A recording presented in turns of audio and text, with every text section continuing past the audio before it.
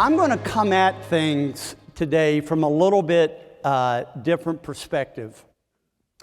I'm going to bring a sociological approach and help you all understand how the world has changed, and it's never going to go back because of technology, and how it has rewired all of our expectations. And how you have to lead your organizations and teams completely different than how my generation was taught about what leadership looks like. In fact, almost everything that I was taught about leadership no longer is relevant. Because there is a sociological principle that says this: as technology increases, respect for authority decreases. As technology increases, respect for authority decreases. That does not mean that I become disrespectful of someone in formal authority. What it does mean, I become more respectful of what I believe I bring to the table. And if you do not ask for my input, 30 years ago, if you didn't ask for my input and the boss just said this is the way it was going to be, what did we do? We may not have liked it, but what did we do? You just did it. Because if you don't like it, there's the door. There's 15 other people waiting to take your job. Well, today that doesn't exist. As our economy has grown and the economic infrastructure has grown so much that people today have multiple opportunities, correct? And if you say if you don't like it, there's the door, what are they most likely to do? Go to the door and wish you a happy birthday. And the other thing is this: when my boss didn't ask for my input, I didn't like it. But that was about it, because I understood the rules of the game. Today, we are now dealing with the latter three generations. My doctorate is understanding generational differences in the marketplace and how that leads to trust. And there is no such thing as leadership without trust in today's environment. It used to be leadership was based on competence. Leadership was based on position. And leadership was based on knowledge. None of those three things apply anymore, because who has access to unlimited knowledge today? Everybody. And no longer does authority matter because of what I just shared with you earlier. And so if you're going to lead today, you have to have a team that is included in your decision-making process. Did you hear that? In fact, today, there is no such thing as an effective team that is not a consensus-led team. Now, in a moment, I need to explain what that is and what it's not. And if you don't include me, not only am I not going to like it, I am going to feel disrespected to the core of my being. And when someone is disrespecting us, how do we feel about that person? Talk to me. We don't like it. And as a result, you will not, there is no such thing, and I want you to hear this. There is no such thing as a psychological safe team that is not consensus-led. That did not used to be true, but it is today. Because in a top-down environment, it's either my way or the highway. And people in teams that are not safe will never be real. And when you're not real and someone asks you for advice in front of that team to solve a problem, what do you do when you don't feel safe? You hold back and you say nothing. Oh, by the way, you will say something, but it won't be in that meeting. Where will it be? In the meeting after the meeting. Healthy teams do not have meetings after the meeting. Did you hear that? Healthy teams, the meeting is the meeting. Healthy teams, if there's something on my mind, we're going to put it on the table right there. And there is no room for putting someone down because they disagree with you.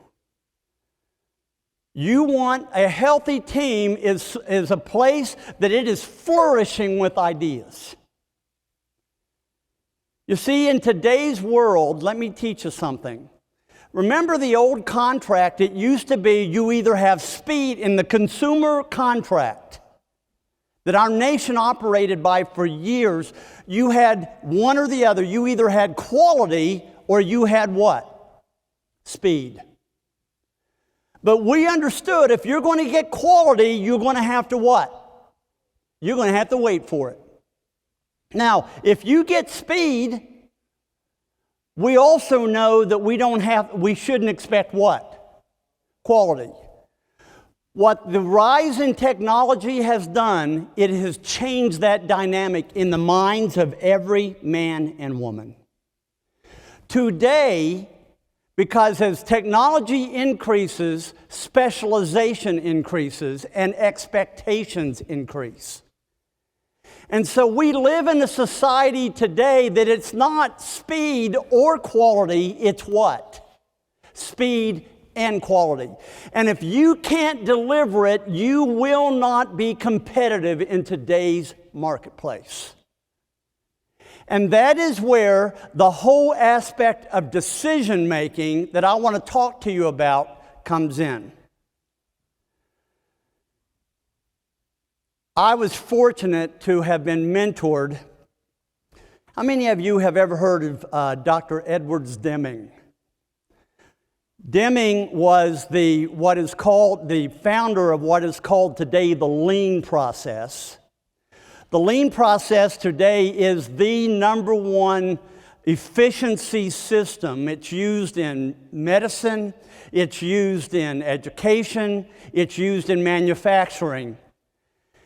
And what he did after he was kicked out of GM, along with my partner, who I'm going to talk about in a moment, they were told in the United States of America, team-based leadership will never work. People close to the product, close to the line, are not smart enough. The only ones who can make decisions are the ones who are up in the every tire, who have a master's degree or a PhD. Literally, that's what they were told. They were kicked out. They went all over the world to find one team, one company that would even talk to them. Just one. And guess which company said, we'll take a risk, we'll talk to you. Who was it? It was Toyota. And together, Dr. Deming and my original partner and mentor, Rosetta Riley, spent the next 23 years developing the lean process in Toyota that spread all over Japan and then spread all over the world. And so she taught me when I was in my early 30s, and I was her pastor of a mega church in Detroit. This incredible lady who had come back and led Cadillac, Jack Smith at the time was the chairman, and he said to her, look, Rosetta, there's never been a team-based product made in America, and I want us to be the very first one. And so we're about to start this project called the Cadillac STS. You remember that? And if you will create that well, we want to see that as the prototype that will lead us to a new company that we want to start called Saturn. And so Rosetta led a team, and they used team-based leadership, consensus-based principles to build the first product in America, and it won them an award called the Malcolm Baldrige Quality Award. In 1991, if you won the Malcolm Baldrige Quality Award, it meant you were the elite of the elite of the elite. You were the best in America of what a great company looks like. and they want it. President Bush Sr. calls her and says, Rosetta, look, we think that you can make the Baldrige Foundation that actually wins the award, issues the award, we think you can make it even better because you are the leading female expert in leadership in corporate America today. Will you take on and become the head of the Baldrige Foundation? I was 34 years old, sitting at her kitchen table in Bloomfield Hills, Michigan. Think about this. And she and I had the opportunity to write down at her kitchen table the 6 criteria of what world-class excellence means. Sitting there watching brilliance in front of me. It was heady stuff for a 34-year-old kid in ministry who had no background in business. One of the things that she taught me was this. World-class teams, and when I say world-class, gang, I'm not just throwing this out, I mean world-class. World-class teams separate themselves from everybody else by 2 things. You ready? It's going to sound simple, but it's not. The first is how they deal with issues. Here's what that means. They deal with their issues. They are not afraid of leaning in on conflict. They don't have drama in their companies because they deal with issues with their team at a crumb level before it turns into Thanksgiving dinner. How many of us have ever been a part of a team that the conflict turned into Thanksgiving dinner? What's it like? It's not something you get up enjoying going to work for. And what we know is the vast majority of teams today are amazingly dysfunctional. And there is drama all over the place. And drama is a mission killer. It is a focus eraser. But we're not going to really talk about that today because I want to focus on the other part. By the way, there is no way in the world in 75 minutes that I can possibly go into any kind of depth about this subject matter. But if I can plant enough seeds, I'm sorry, but I'm not as smart as the guy today who said, I'm going to change your life. I'm not that good to do it in 55 minutes. But if I can put some seeds in your head to say, wow, there's so much more to this. And I want to be the best that I can be. I want to make an impact. I want to learn more than that. This thing is whetting my appetite, then we've succeeded. But the second differentiator of world-class teams was not only did they deal with their issues before the issues dealt with them, the second was this, how they make decisions. You see, in a world that demands both speed and quality, there are 2 things that have to be better. You have to start operating by a team now. Because when you're expected to have quality input at record speed, and you've been the one person all this time who had the ideas, suddenly you don't get that much smarter overnight. And so you've got to rally a lot more brain power around you. And that brain power has to work in synergy with each other. And all that brain power has to make decisions that are clear, that are consistent, and are compelling. And so in a few moments, what I want to do is this. I want to show you that world-class companies and organizations, they behave differently and they make decisions differently than most of us in this room. Oh, I had someone say today, Fred, when I heard you speak in 2019, I got the impression that you work with these monumental companies, and I'm just a little guy of 2 or 3 folks, and I didn't think that we could touch you. By the way, what I'm teaching you right now applies even more to a company of 4 people as opposed to 400,000 people. It applies at every level. And so let me say this.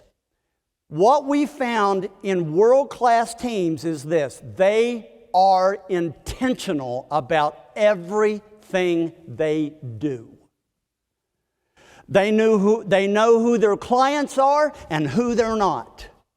They know what services that they're going to provide and which ones that they're not. I liked what Gino said today. World-class teams are those companies that don't try to be all things to all people.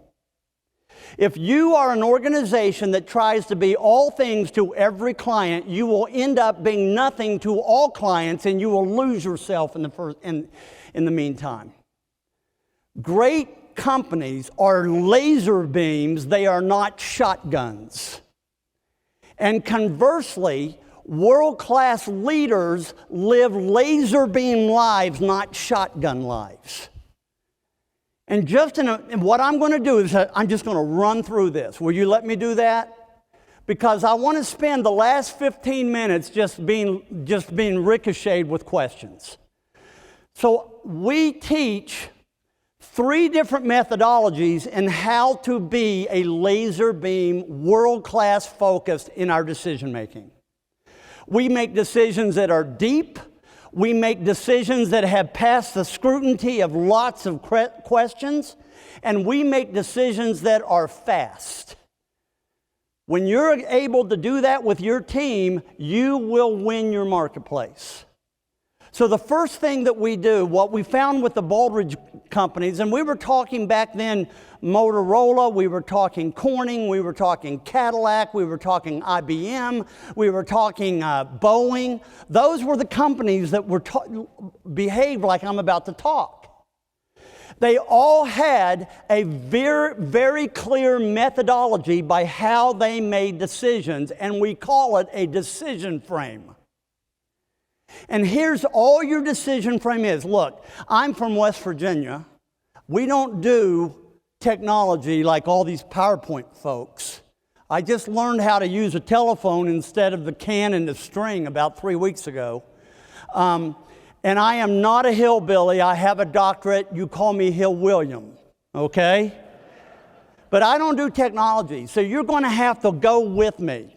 So I want you to draw an upside down triangle.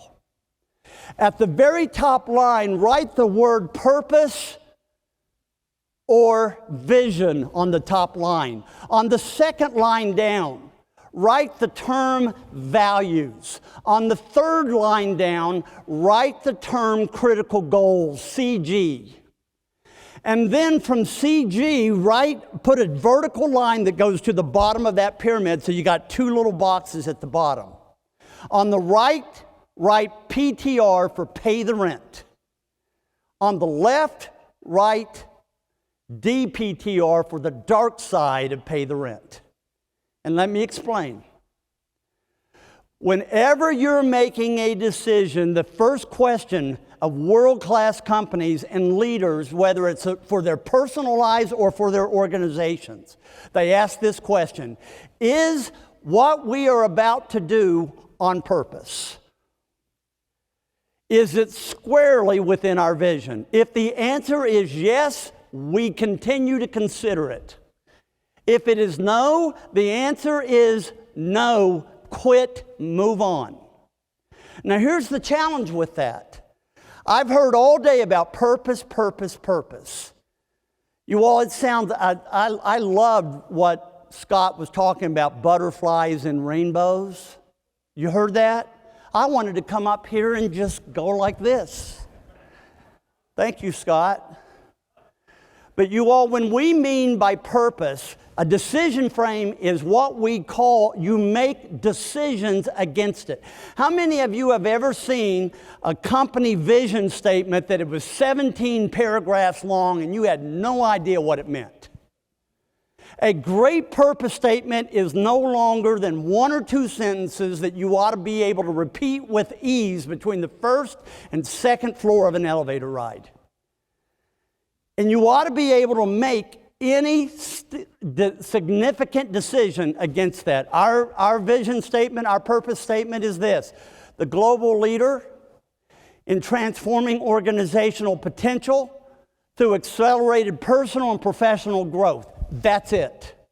But every word means something. I'm 63 years of age. Many people, my dad used to say, by the time you're 63, you ought to be landing your plane. My plane's just taken off. Once a month, we provide a complimentary leadership gift to leaders all over the world, by the way, that you are invited to attend virtually. And we rent out a room. We built a $4 million training center in downtown Green Bay. We ran out of room within 4 years. We had to build a new auditorium to hold all the people that were coming. You all, when you're 63 years old, you don't invest $4 million into your business. You're thinking about exit planning. But you know what? What it says, being the global leader, you know what that causes our team to have to do? We better be big thinkers. And every time we start to fall into fear, what if this happens? And we say, guys, if we keep thinking like that, in 15 years, we will have be no close at all to being a global leader in what we do. We've got to have courage, excuse the language, but we got to have balls. And you're not thinking big enough. We use that. That's why we're investing in our growth when other people are playing it safe. We have a culture, as our bank president says, that you guys have taken wild-ass risks for 15 years. And it's part of our culture now. You guys with me? But here's the problem. Less than 1% of companies even know their purpose, much less make decisions against it. And gang, if you are not making decisions by your purpose, you are making decisions by everybody else's noise. Some of us here resemble the game of ping pong. One day you're here, the next day you're here. One day you're here, the next day you're here. The ball's going back and forth, back and forth, back and forth. And by the end of the game, it's no further than how far from where it started? 6 feet. There are some of us here who are not leading. We are the ping pong ball that everybody else is playing. You see, here's what we learned. In our work over 23 years with over 400 organizations in 21 different fields, this is going to surprise you. The vast majority of companies do not make decisions. They make reactions. When you are deciding, you are in charge. When you are reacting, the other person is in charge. And what we have found is most organizations make their daily reactions by these 4 things. Ready? Politics, pressure, pain, and personality. Politics, pressure, pain, and personality. That's not how great companies operate. Leading edge companies make a decision on 2 things. Does it fit principle, and is it within our purpose? Does it fit principle, and is it within our purpose? And principle always wins over the other 4. Always. And I'm willing to pay a short-term price to protect principle and purpose every single time. And that requires courage to do that. How do you quit being a ping pong ball that gets played by everybody else? The first question is, does it fit our purpose? Now listen, here's what I mean by purpose. It's those things that bring you the highest impact with the greatest joy with the least amount of effort. Did you hear that? It's both personally and professional. It's those things that bring you the highest joy with the greatest impact with the least amount of effort. You are on purpose as a company when you are in your sweet spot. And I'm not going to tell you today how you figure out your purpose. I don't have the time. That's why we have a very extensive process that within 9 weeks, our clients can tell you in 2 words, mine is accelerating change. In 2 words, what your purpose statement is, and to begin to teach you how to make intentional decisions against your purpose every single day. The second is purpose. If it fits the purpose, then we stay with it for a consideration. The second level is values. You see, the purpose is who and where. The purpose is where and why. The value statement is who are we going to be in the midst of getting there. It's 3 to 6 non-negotiable values. And let me tell you something. There is a price for values. There is a price if you violate your values. There is a price if you stay within your values. You're going to pay a price. The question is, how much do you want to pay and how long you want to pay? I know many leaders who will violate their values in the moment for a profit. I know many leaders who will allow their company to become ethical for short-term gain. You see what they were willing to say? I'm not willing to walk away from short-term gain. Those folks are going to pay a long-term price. This is going to date me. When I was a kid, there was a commercial called STP. Some of you remember it? Why is all of you guys who are raising your hand have no hair? And with STP, they said you either pay now or you what? You pay later. If you're willing to violate your values for short-term gain, you will pay the loss of integrity, you will pay the loss of credibility with your team and with your customers. But if you stay within your goals, within your vision, just like our gentleman said this morning, if it's outside of your values, the answer is always what? No. Maybe every decision will not fit every value. But if it violates a single value, you either better have a conversation with someone to get it in alignment or you walk away. Now, when you're in a leadership position, you know leadership is messy. Would you agree with that? And what I've learned in my years of living is that there's very few things that are black and white, cut and dried, simple or hard. Most of life is lived where? Not black and white, but where? In the gray area. And the reason why values are important, they are those rules that you've agreed to before you ever get into the stadium, the place where emotion and surprises happen. And how many times have we ever had to be faced with the decision that no matter what we do, there's going to be a consequence? There's no perfect decision. Have we faced that? And the higher you get in your leadership, the more you face those kinds of decisions. And here we tell people this. When you're about to make a decision that no matter what you do, you're going to have a headache, you always let your values make the decision for you. You always let your values make the decision for you. Those values that you as a team determined when you were in a place of objectivity and study and research, that this is when we're at our best, and these are the non-negotiables of our company. This is our culture. This is what we stand for. And the third, if it passes the value test, if it passes the purpose test, it's critical goals. You know why many companies fail? Because they say yes to too many things. I love what the gentleman said this morning.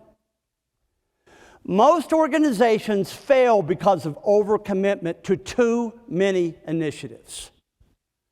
I was working with a major school district, and the school district superintendent said, "I'm in trouble, Fred." I said, "Why?" He said, "Because my community is enraged with me because 3 years ago, we had an entire community effort that we built the strategic plan for our district for the next 10 years.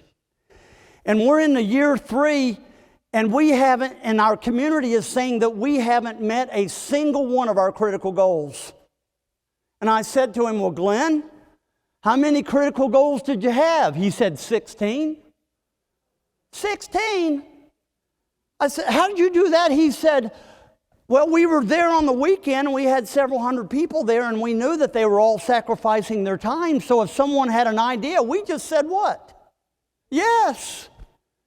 I said, "Because you wouldn't say no then, people are saying no to you now."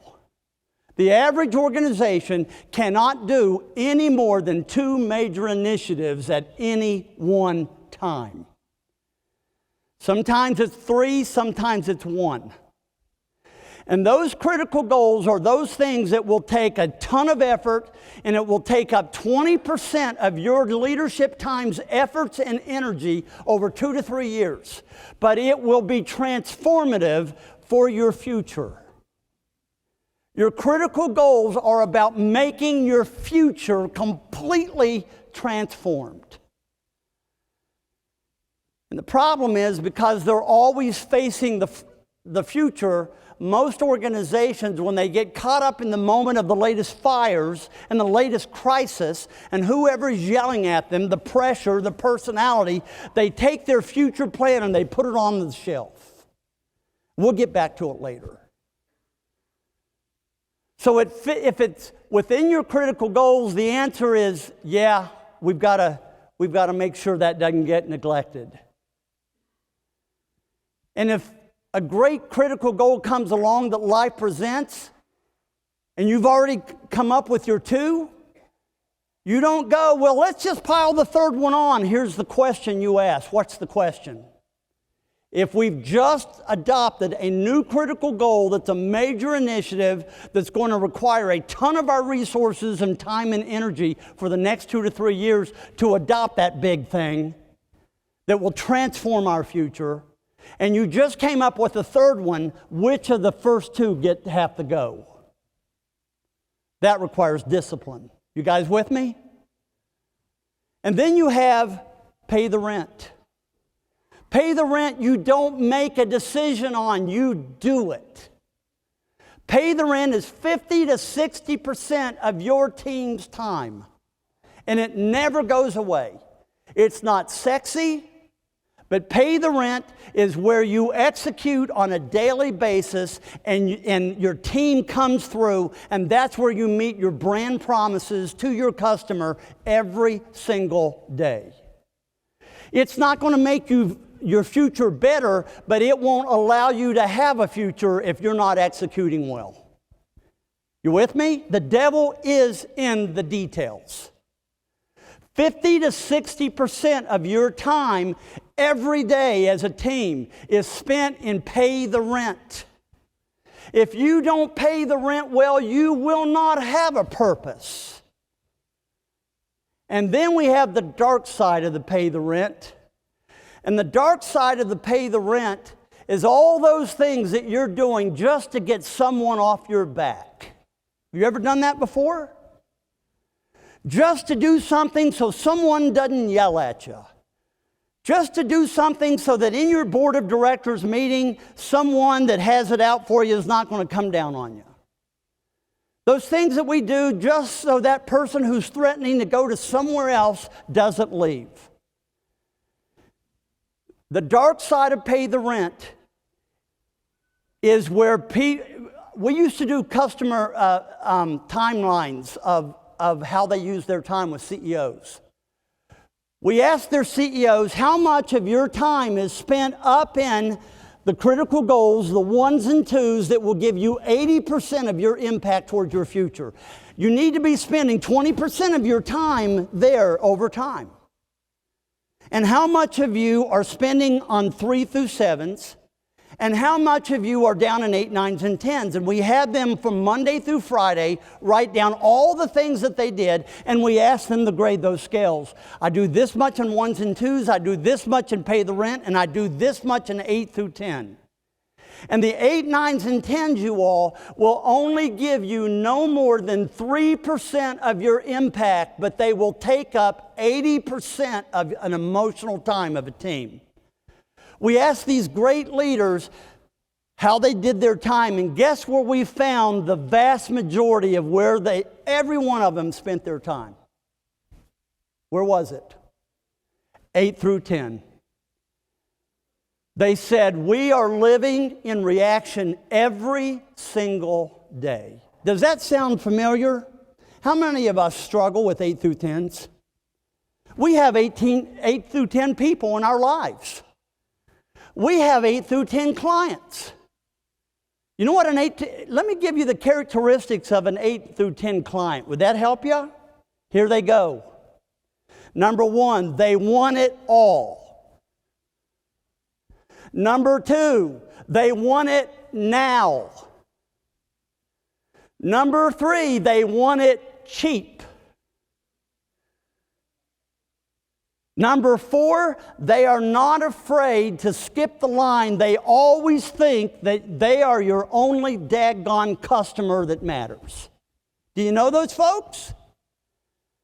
The next one is they are high maintenance. And it's never a win-win. It's always, they're narcissists. It's always about me. They're the ones that are crying the most all the time. Feed me, feed me, feed me. And you have the worst margins with them every single time. And here's the biggie. They are completely transactional. No loyalty whatsoever.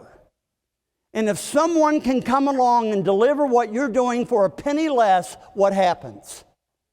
They're gone. Oh, they do refer clients to you. Guess who they refer to? They refer their buddies. Hey, you ought to go over there to that wealth management firm. They put up with my crap. I literally had a company in Cleveland, Ohio that dealt with alloys from Russia and Eastern Europe. And here's what their clients were saying to me. Whenever those two guys, those two principals get in the room, we know they will never tell us no because they're afraid of losing our business. And we negotiate them down to the point that we don't even know how they can exist. And we know it because they're gutless. Wow. I want to ask you a question. Are you leading by your purpose, or are the 8s and 10s in your business playing you like a ping pong ball? We have 8 through 10 people, and I'm not talking about their value as people. I'm talking about how they pull you off your purpose, and they distract you, and they keep you from winning. We have them, don't we? I'm telling you how you say no to people. Let me tell you intentionally how we say yes to people. Our success is not based on how good we are. Our success is based on who we say yes to and who we say no to. And we've learned over the years of who to say no to. First of all, if you're an 8 through 10, saranara, baby. And I don't care if you've been our best friend or you've been in a family for 15 years and you want something. If you're an 8 through 10, the answer is always what? No. The other is what we call a psychographic. Have you ever heard of that term? Here's a psychographic. Sit down with your team and ask this question. Think of the very best client experiences that you ever had. Using these criteria, that you loved working for them. It was a joy working with them. It was like working with a friend. And that there was deep trust in that relationship. That there was high productivity, there was high profitability, that you enjoyed it, And it was an incredible engagement. What were the characteristics of your all-time best engagements? That if you could have 20% of them as your customers, they would create 80 to 90% of your revenue. We call them partners, not vendors. We go all over the world teaching organizations what I'm teaching you right now. If you're going to be a great company, you've got to surround yourself not with vendors who are transactional, but with partners who will have your back. And they will be with you no matter what, and they look for win-win, and they are incredible loyal, and they will be your best sales force. That's who great companies work, and they fit your psychographic. So your psychographic is going to be different than mine. But here's what our psychographic is. One, in the dating process, are they showing us respect? When we are both in an environment where we have very specialized information and knowledge as the basis of what we bring to the table. Would you agree with that? And how many of us have ever gone into an initial conversation and we felt like the other guy was controlling, the other person was saying, I know more than you do, and I just want to see if you're up for it. Have you ever been around those folks? So the first thing we ask is, do they respect us? Do they follow? Do they return our phone calls? Do they talk with us as that we are trusted advisors, or do they talk down to us? Is there a level of arrogance from that person coming back that I'm doing you a favor by giving you time? If we pick that up, we check it off, not respectful. The second one is this: do they beat us up on price? You see, you guys and us, we are in what we call the quality service world. When you're in quality and service, you have to invest in your people, you have to invest in expertise, you have to invest in the long term, and it takes money and investment to have a quality and service field. Would you agree? And there will be some people say, I don't care if you're quality and service, I just want it cheap. And so if they beat us up on price, if they are disrespectful to us, if a CEO sees our process as an HR project instead of a long-term strategic capital investment to transform your culture, if they see it as a project, or if the CEO is not bought into it, and lastly, the CEO, the leadership team says, we don't have time for it, but everybody else is going into it.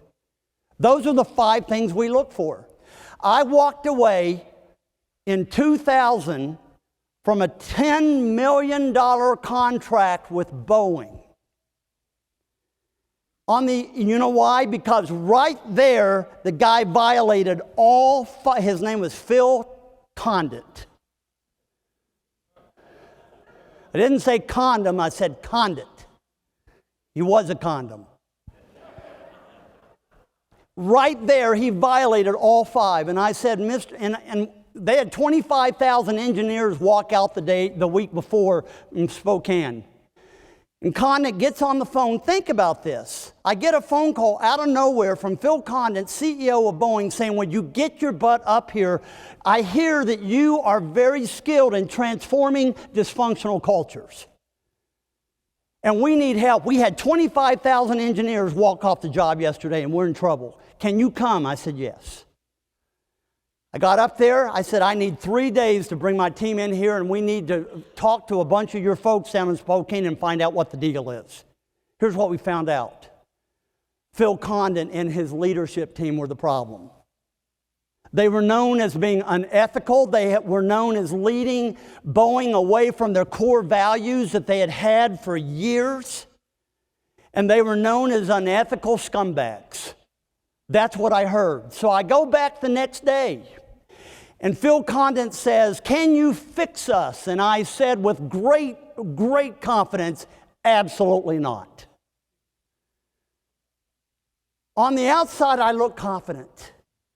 On the inside, what do you think I was doing? Oh my gosh, I hope I'm not screwing up my future. And I said, Mr. Condon, with all honesty, here's what I'm hearing.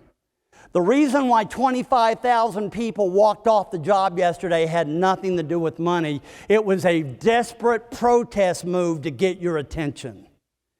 And what I heard is they've lost confidence in you, sir, because they believe that you are leading the company away from the ethical guidelines that made Boeing Boeing.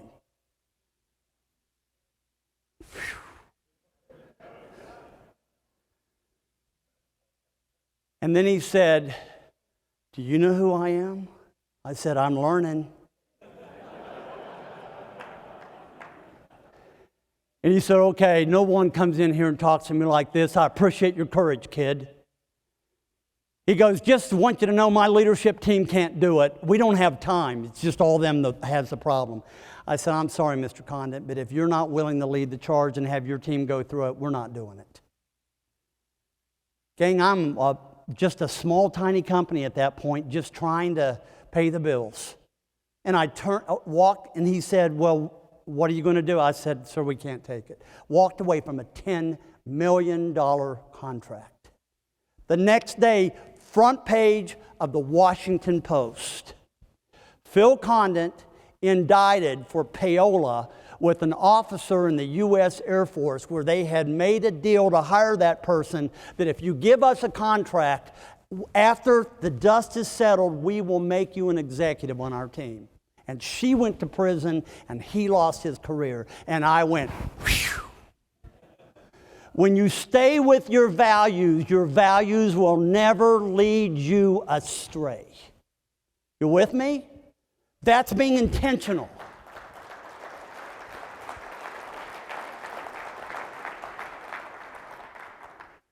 So you trust your decision frame, you trust your psychographic. And every time, if we have 3 out of the 5 checks, we will say we need to have a conversation. If we see 4 or 5, our team has been taught, run.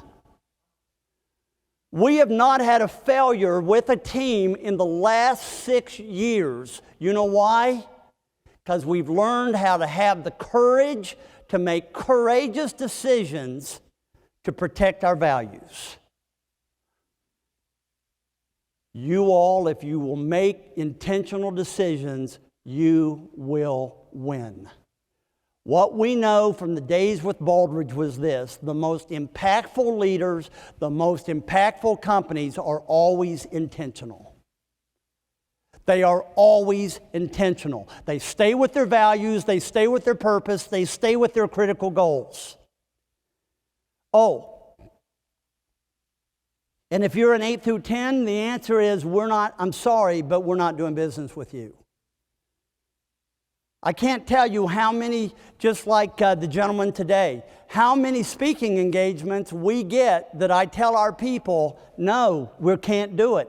And it's not about how much money we get paid. I have done speaking engagements free gratis if there were enough decision makers in that room that those folks could influence thousands of other people. It's all about impact. You with me? I want to make sure that I've caught everything. Oh, I'm going to ask you 3 quick questions. And I want you to soak about it. We're not going to be able to get deep into it. There's 3 more questions about decision making you need to think about. So far, we've been talking about the over-the-table methodologies. In every room of 2 or more people, and if you're schizophrenic, you can do it all by yourself. There are always 2 agendas. The first agenda is what we're here for. The official agenda. The official over-the-table agenda here is we are here for leadership development with Dr. Fred the Hillbilly. That's over the table. In every meeting of 2 or more people, there's a second agenda. It's not over the table, it's where. And it's what everybody is thinking, but no one is saying. And whenever the under the table collides with the over the table, with your team, what always has the greatest power? Every time under the table. And so I want to talk to you about 3 under the table things. They are relational and emotional. They are not technical. They are harder to do than anything I've talked about in the last few minutes. 3 things that we see kills decision making in every company. Number 1,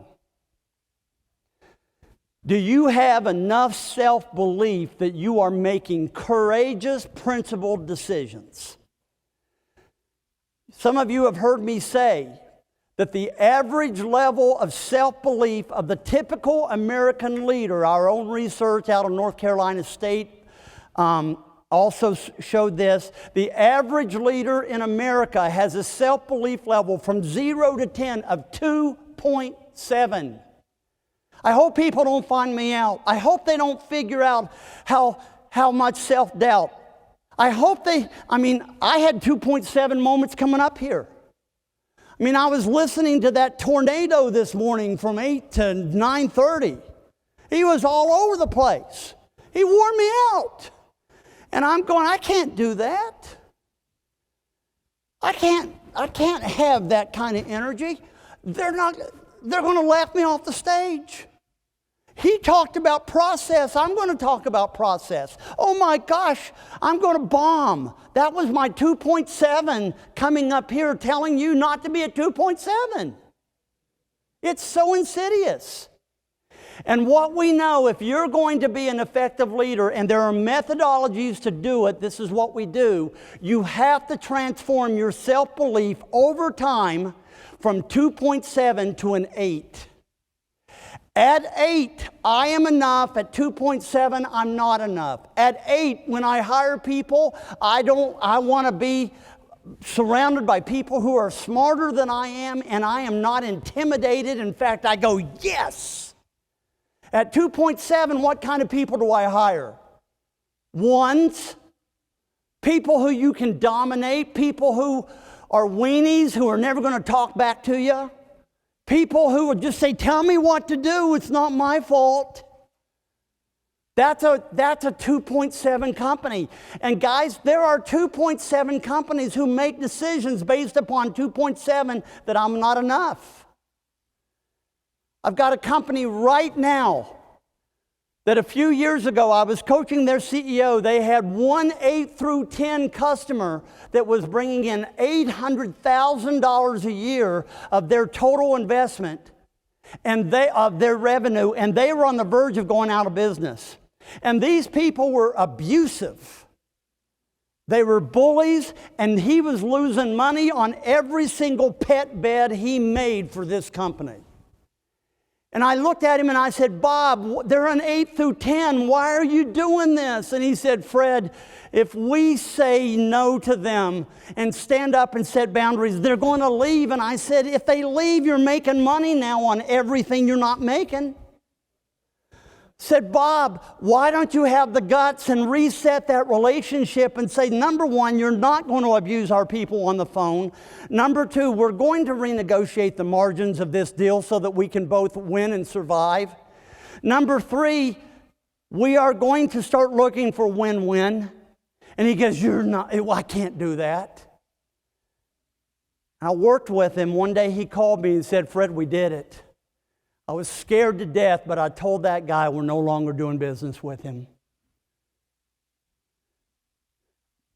2 years ago, after working with him for 3 years, they went to a bank that we had recruited because his previous bank had done a workout. They didn't even want him because he had missed profitability for 6 years in a row. We found him a new bank. 2 years ago, they were 29 times more profitable than they were 2 years ago. How? He learned how to say no to 8, 9s, and 10s because he realized he didn't have to put up with 2.7 crap anymore. It makes a difference. Here's another question. Are you acting like an 8.0 company or are you acting like a 2.7 company? Here's the second one. Do you have sacred cows in your team that you know are violating your values, that are undermining your leadership? They don't believe in your company. They don't believe in the team. All they are narcissists who are just thinking about themselves. Do you know people in your company like that? And everybody's talking about them. But you also know they have some kind of sick influence in your team, and they are running your company from under the table. And most leaders do not have the guts to barbecue the sacred cow. There is no such thing as permanently changing the culture of your organization and the destiny of your future if you're not willing to barbecue the sacred cow. So, Christmas, we're working with a $200 million a year pizza company. And we do our discovery. And one guy's name kept coming up over and over and over, and his name was Dave. And Dave was in charge of the plant that made the pizzas.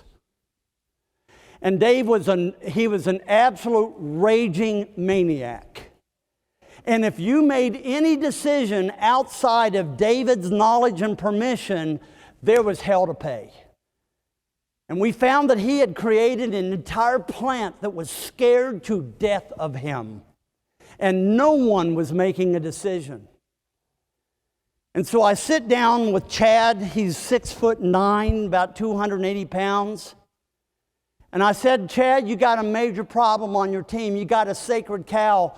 And the impression of your workforce is you don't have the courage as a leader to deal with it. And he's running your organization, not you. He said, well, Fred, I know that. I'm going to manage it until next January when he retires. I said, are you nuts? I said, when are you going to stop managing conflict and start leading conflict? When are you going to quit dancing around the edges and have the guts to be a leader here and call him on it? The guy needs to go. Morale is crashing. Your profitability is hurting. And most of all, your integrity as a leader is in doubt because people see you as a big weenie. I'm sorry, Chad. But that's the truth. He goes, help me, Dr. Fred. With 1 week later, he was out. 3 weeks later, he calls me. True story. And he says this, Fred, I don't know how it happened, but in 3 weeks, our pizzas have gone from 110,000 units a day to 146,000 pizzas a day. And Fred, you know how it happened? I said, how, Chad? He said, they're all making decisions now. When we're running out of dough, they say, call the dough guy instead of waiting until Dave shows up after his vacation. When a piece of machinery goes down, we're fixing it instead of waiting for Dave so he doesn't yell at us. When the pepperoni runs out, we're actually going and we're saying, go to Minneapolis on the fly, buy that load of pepperoni and get back here. Those little tiny decisions over and over compiled onto others. You know what that meant? 36,000 more pizzas a day at $5 a pop in pure profit, 220 business days a year. He was making $39,600,000 more projected at the end of the year because he had the guts to deal with an 8, 9, and 10 and start leading by his values and barbecue a sacred cow. Decision making does change your bottom line. It's not touchy-feely crap. It's great business. Is this helpful?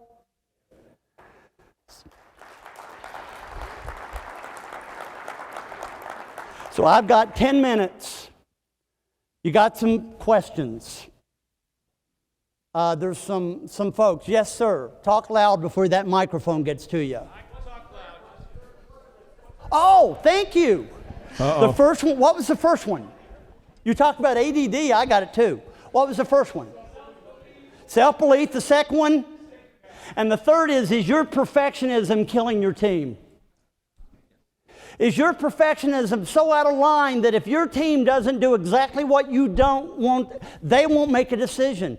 Gang, I'll tell you a quick story, and then we'll come back to you, sir. I'm teaching this all over the country. And I didn't realize until 3 years ago, we have grown by 5 times in the last 3 years where we were. 5 times. And you know what caused it? Me getting out of the way. My worst leadership trait is my perfectionism, by far. And I'm an expert in what I do. So my team would come up, hey, Fred, we need to do this. And I'd go, nope. And I'd give them 10 reasons why it was wrong. And I was right every single time. And I had this non-negotiable, and this non-negotiable, and this is not going to change. And one day, I overheard a conversation between 2 of my key people. And here's how it went. Hey, have you run that by Dr. No yet? Whoops. I knew right then I wasn't practicing when I preach. And so here's what I started doing. As you can tell, I'm a person of, just like the guy did today, drivenness and high intensity. And every time I said no, I'd have this visceral reaction. What I literally started doing was every time I had a visceral reaction, I started disciplining myself to say, nope, stop, get curious. What's the worst that could happen? You all, every single major innovation in my company in the last 3 years happened from an idea that I had nothing to do with. And Dr. No had to get the heck out of the way. There are a bunch of Dr. No's here. And you're keeping your team from the freedom of speaking their minds and letting creativity flourish. Are you a perfectionist that's killing the decision-making freedom of your team? Is your self-belief causing you not to make courageous decisions? And what's the other one? And are you barbecuing sacred cows? If you want to talk about that further, by the way, in that process, that's what we taught Scott and his team. And we'll teach you too. So, Mr. Anal Engineer, have I answered all your questions? Yes, sir. Excuse me for being so rudely interrupted by this gentleman who's bigger than me and runs faster than me. That's all right. I deal with engineers too, so. Okay, talk to me. So my first comment is, I think the most powerful thing that you talked about today was the whole fact of being intentional, the whole notion of being intentional. I think some of the things that got buried in your comments about team, and we've all seen this when there's dysfunctional teams and dramas in teams, one of the reasons that happens is because the company was not intentional about putting those teams together. Right. Too often these teams are just randomly assigned, and that undercuts any potential for good leadership. So when you have a good team, it could be all the background intentional stuff that happened to pick the right people for the team, the right people in the right seats on the bus. So my question is this, what do you tell people to do when they need to lead up? They work for Phil Condit. They work for Chad. How do you get people to lead above their level? They have to find their voice and they have to start being true to themselves. The highest level of leadership, self-leadership, is having the integrity to speak your mind and use your own voice to speak your truth. That's what we teach people. You got to find voice. In every healthy company, there are 3 kinds of accountability. There's top down, there's bottom up, and there's sideways. By the way, if I don't have the courage to challenge my superior, I am certainly not going to have the courage to challenge my peers. And so basically what we have to do is teach them. The reason why I'm not going to have that conversation is I am at 2.7 who does not believe that I'm enough, and that if he fires me or she fires me, I have no choices. When you start realizing you're enough, you have a ton of choices. And if you have to keep your job and you have to violate yourself to keep it, you're in the wrong place to work.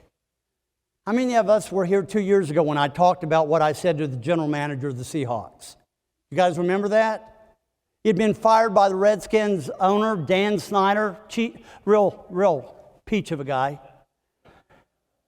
And he had come back and he was working with the Packers now, and he had lost his voice. He was a savant in terms of talent. He's now the second leading general manager in the NFL after Bill Belichick and winning for the last 12 years.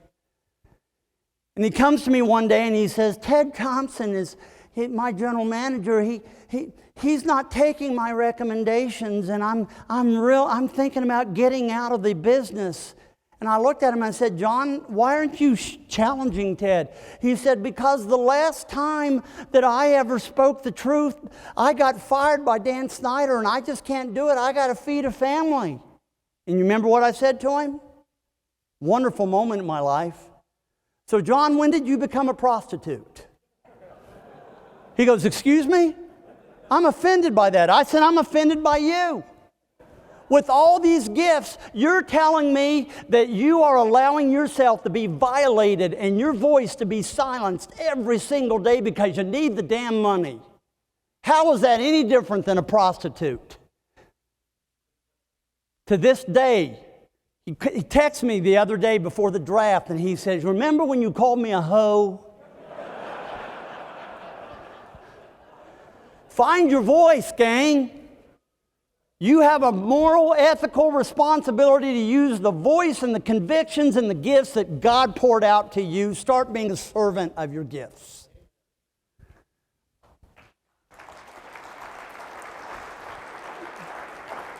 And I promise you, if we work with you, I will not call you a hoe, at least to your face. Anybody else? Question? Hello. Hi. One of the challenges, like I love what you're saying about this providing feedback, challenging people. However, what happens with the current generation, that like the new people that are coming up that have have a lot of difficulty when you challenge them and when you say, look, here's how should you do it that way? Should you not do it that way? What advice do you have so that we can apply these principles with really younger generations? So when you're afraid, you're asking me what is your advice when you're afraid on how to do this? Am I hearing that? No, it's not that you're afraid. It's that, for example, younger people, if you challenge them, they react really negatively.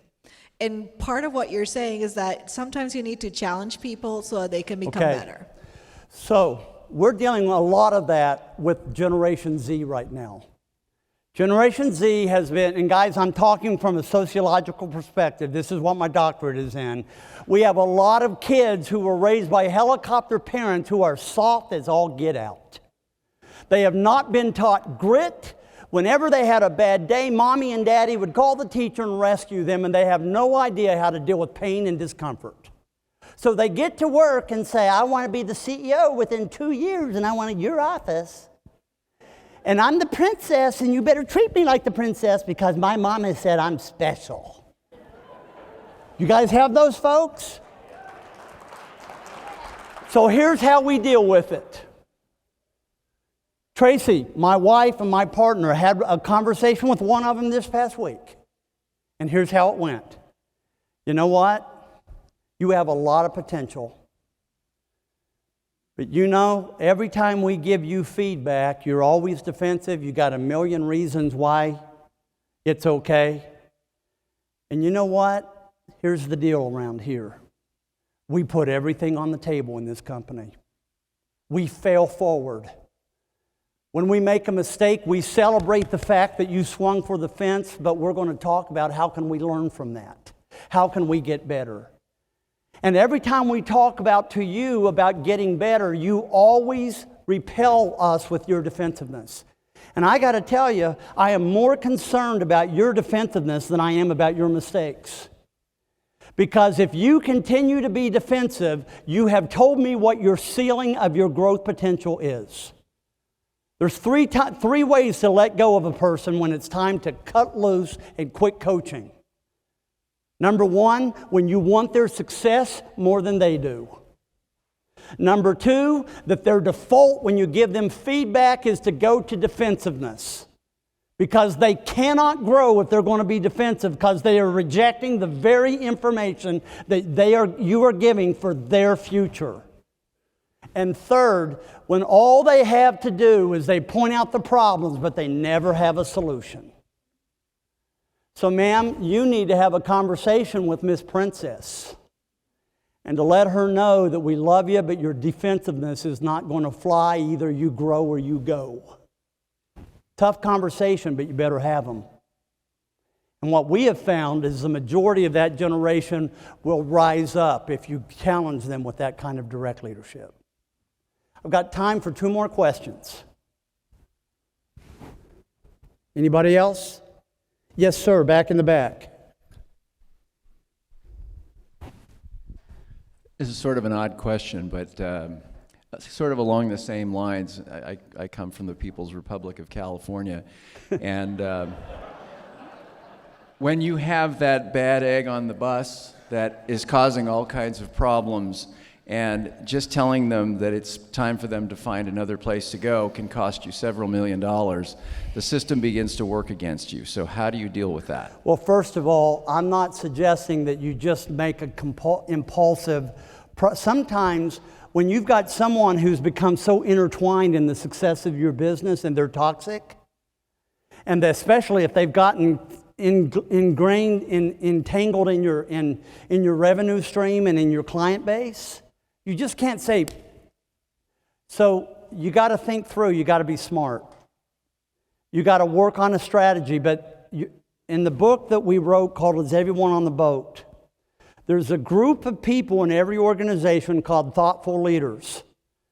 And they are your informal leaders who have the most trust of anybody in the organization. They have an influence pool of 12 to 18 people. And when they speak, people listen. Remember the commercial, Mikey? Well, I'm not going to try it. Well, I'm not going to try the cereal. Let's let Mikey try it. Remember that? You have some Mikeys in your organization who have more informal influence than that naysayer. And what I've learned, especially if you're new to a team, you want to say to those thoughtful leaders, look, you have more influence, more trust among this organization than anybody here, and I need your help. And because thoughtful leaders want a transparent culture, they want a culture where people can speak their mind, they want a culture that's above the table, they want the kind of culture we're talking. And what I've learned is if you were partner with those thoughtful leaders and say, look, with Billy Butthead, when he does that, I need your help. In the meeting, if he misbehaves, I'm not telling you what to do, but I need your leadership. And what happens, that sideways peer pressure begins at least to neutralize the toxicity of your naysayers until you have enough time to live out your plan. Does that make sense? I wish I could go into a lot deeper detail, but I don't have the time. Get that book. It's only $14, and I think there's 3 or 4 freebies out there. Is everyone on the boat? Okay, just call my office. We have a few left. I'm serious. We want to have an impact with you all. One more question, we're going to wrap it up. Yes, sir. Can you briefly tell us about 2 things and how we can quickly identify the narcissistic people we want to avoid? No. 5 ways to spot a naysayer. You ready? Here we go. This is worth your conference right here. Number 1, you can never solve their problem. They are addicted to chaos. If you solve their problem, what will they have to do? They have to create another one, because what makes them safe is chaos. When your team is coming together and you're making momentum and there's cohesiveness, your team's going, yes, a naysayer will look at that and go, something's wrong, you're sick. And they mean it because their filter is so skewed.